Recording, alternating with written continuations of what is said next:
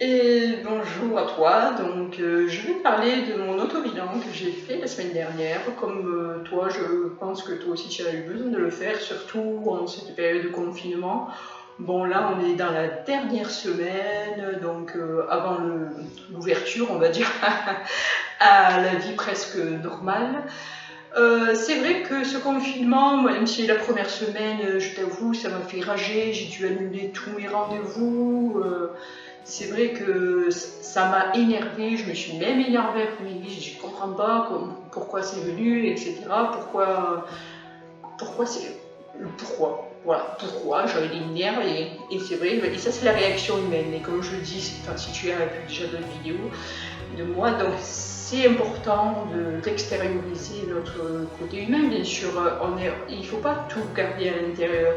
J'ai eu besoin de m'énerver cette semaine-là, d'annuler tous mes rendez-vous, donc je l'ai fait, je me suis énervée.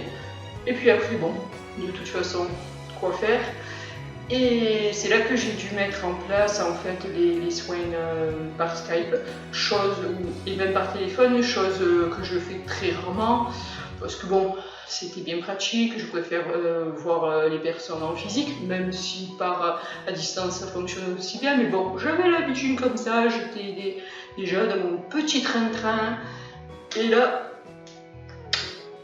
enfermé entre guillemets, il faut les changer de façon de faire, donc mettre en place une nouvelle façon de pratiquer. Je ne m'étais pas posé la question, je crois que mes guides me disaient allez, fais les soins par Skype. Je disais oui, on verra bien, c'est tellement confort et puis j'ai l'habitude de faire comme ça et pourquoi je ferais autrement? Et bien là j'ai dû changer de routine.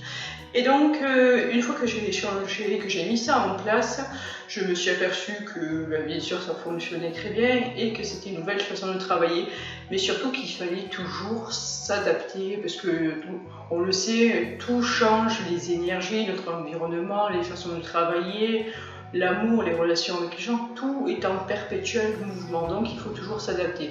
Et cette crise du coronavirus m'a appris à quel point il faut toujours s'adapter, arrêter de dormir sur ses lauriers. Et je pense notamment à moi quand je dis ça, surtout dans ma façon de travailler. Mais bon, après, suite à cette petite crise de nerfs que j'ai eue quand tous mes rendez-vous se sont annulés la première semaine de confinement, que j'ai mis en place le Skype et uniquement le Skype et le téléphone, bon, bien sûr, ma clientèle a diminué. Ça m'a encore un peu mis les nerfs, mais après tout ça, du coup, ça m'a permis de faire autre chose, de plus m'investir dans mes vidéos, etc.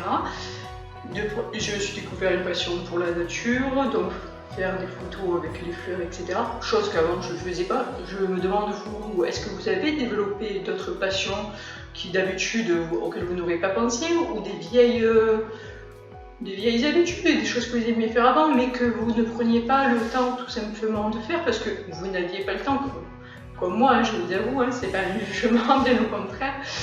Et suite à ça, il est venu se rajouter le sport. Bon, bien sûr, je faisais du sport par-ci par-là, quelques jours, une semaine. Après, bien sûr, ça me gonflait vite. Et puis, il y avait la vie de tous les jours qui reprenait le dessus. Et puis, c'était surtout une excuse.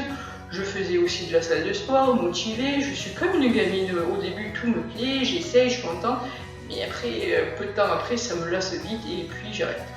Mais là, ce confinement, quelque part, m'a appris, parce qu'au début, je l'ai pris comme je n'avais pas le choix.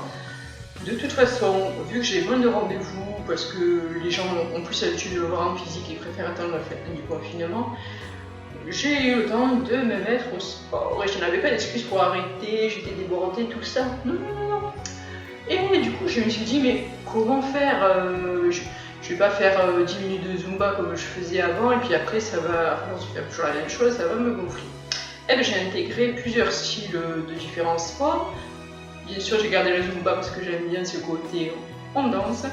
J'ai intégré du cardio, du gainage, du footing.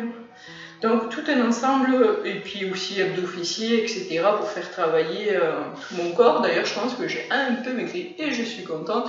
Bon, je l'ai fait surtout, à la base au début, c'était, je me disais, pour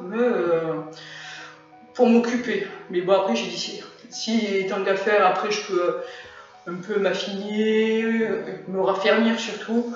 Et puis finalement, tout surtout quand tu fais, là ça fait 1 mois que je pratique le sport, je me suis aperçue que je me tiens beaucoup plus droit, donc beaucoup plus d'assurance, parce qu'on sait que dans la posture physique, selon comment on se tient, ça influence sur notre état de pensée. Par exemple, on a toujours tendance à se tenir comme ça, par exemple, un peu vachi, tout ça, comme ça.